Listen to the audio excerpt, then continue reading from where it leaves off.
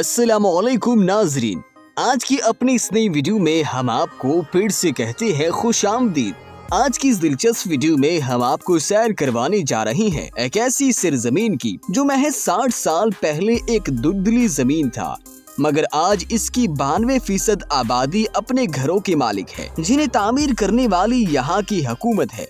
एक ऐसा मुल्क जिसे जबरदस्ती तौर पर आजाद किया गया, जबकि ये खुद को आजाद नहीं करवाना चाहता था। एक ऐसा मुल्क जिसे एशिया का ईमानदार तरीन और सख्त तरीन कवानीन वाला मुल्क कहना गलत ना होगा, जहाँ सिगरेट और च्युइंगम बेचने वाले को कानून आड़े हाथों लेता है।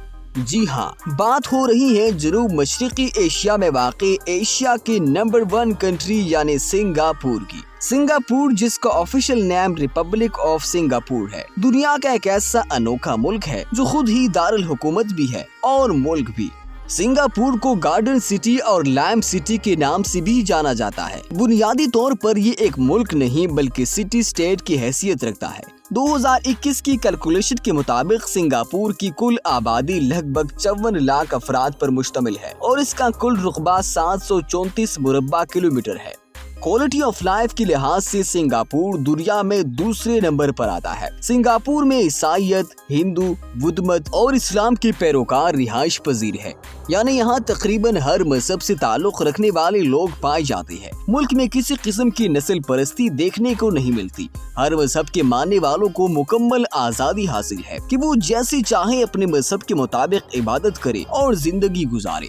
सिंगापुर अपनी सकाफत और सख्त कवानीन के लिए खास तौर पर दुनिया भर में जाना जाता है। साउथ इंडियन की एक बहुत बड़ी तादाद सिंगापुर में देखने को मिलती है। सिंगापुर के लोगों का शुमार दुनिया के ईमानदार और हुनरमंद लोगों में किया जाता है। सिंगापुर के लोग बेहद हमदर्द, हसास, ईमानदार और धीमे मिजाज के हामिल है। ये लोग मेहनत और ईमानदारी को पलों से बांधे हुए हैं। रिश्वत या सिफारिश का इनके यहाँ कोई तस्वुर ही नहीं। सिंगापुर में तमिल, मलावी, चाइनी और इंग्लिश जबानों का आम इस्तेमाल किया जाता है। सिंगापुर में होटल्स, शॉपिंग मॉल्स और रेस्टोरेंट की तादाद बहुत ज्यादा है, यानी जगह जगह आपको होटल्स और शॉपिंग मॉल्स वगैरह देखने को मिलेंगे। यहाँ हलाल फूड्स हासिल करना बेहद आसान है। जदीद टेक्नोलॉजी में ये मुल्क बहुत आगे है। शायद ही कोई ऐसी जगह या चीज आपको देखने को मिले जहाँ टेक्नोलॉजी का इस्तेमाल ना हो। तकरीबन तमाम तर बड़ी बड़ी मल्टीनेशनल कंपनीज की हेड ऑफिस सिंगापुर में मौजूद है। सिंगापुर बंदरगाह का शुमार दुनिया के अहम और मसरूफ तरीन बंदरगाहों में होता है, जो कि जनूबी मशरिकी एशिया के लिए गेटवे का काम करती है। सिंगापुर दुनिया का वो वाहिद मुल्क है जिसकी सड़कें ओपन होने की वजह से यहाँ बआसानी व्हील चेयर्स और साइकिल्स को चलाया जा सकता है। मुल्क भर में कहीं भी स्पीड ब्रेकर देखने को नहीं मिलता। नाजरीन, सिंगापुर को एक सरसब्ज तरीन मुल्क कहना गलत ना होगा, यानी आपको पूरे मुल्क में हर जानिब सब्जा ही सब्जा दिखाई देगा।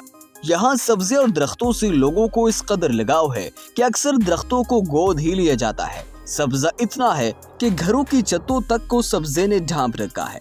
यूं इसे ग्रीन दुबई कहना गलत ना होगा। ये मुल्क इंतहाई साफ सुथरा है। मुल्क भर में जगह जगह डस्टबिन लगी हुई है और किसी सूरत लोगों को कचरा बाहर फेंकने की इजाजत नहीं। अगर गलती से भी कोई गलती कर दे तो फौरन उसे गिरफ्तार कर लिया जाता है।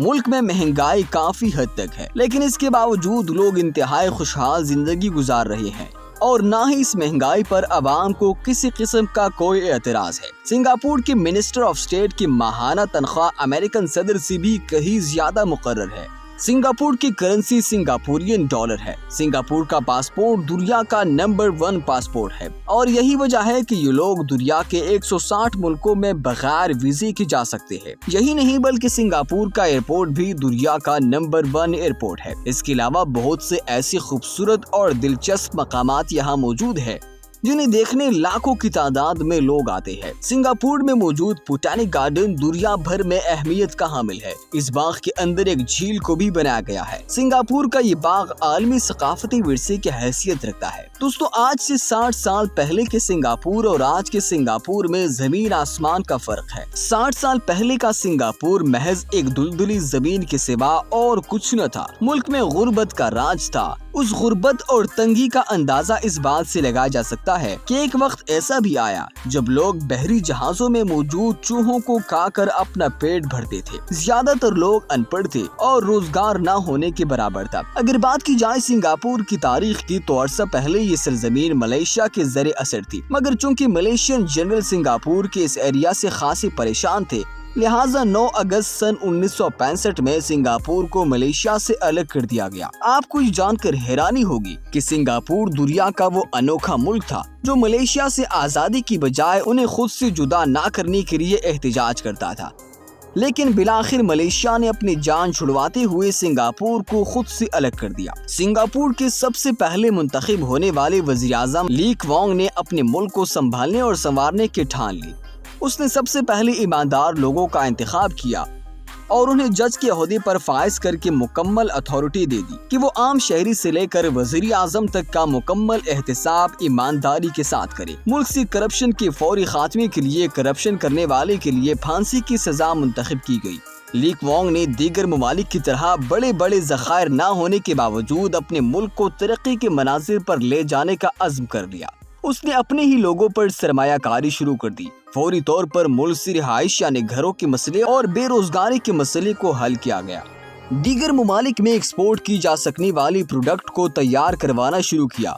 लोगों को तालीम याफ्ता और हुनरमंद बनाने के लिए सरतोड़ कोशिशें शुरू कर दी। मुल्क के दरवाजे दुनिया भर के बिजनेसमैन के लिए खोल दिए गए, जिसके बाद सिंगापुर ने तरक्की का ऐसा रुख इख्तियार किया कि जिसने पूरी दुनिया को हैरान और परेशान करके रख दिया। आज सिंगापुर इलेक्ट्रॉनिक्स की अशिया की तैयारी में दुनिया भर में पहले नंबर पर आता है। आज का सिंगापुर अपने बेहतरीन तालीमी निज़ाम के लिए दुनिया भर में जाना जाता है। सो ये कहना गलत न होगा कि इस मुल्क ने अपने बेहतरीन स्ट्रेटजीज, ईमानदारी, मेहनत और कवानीन के बिलबोते पर इंतहाई तनज़्ज़ुली से इंतहाई तरक्की का सफर बहुत जल्द तय कर लिया।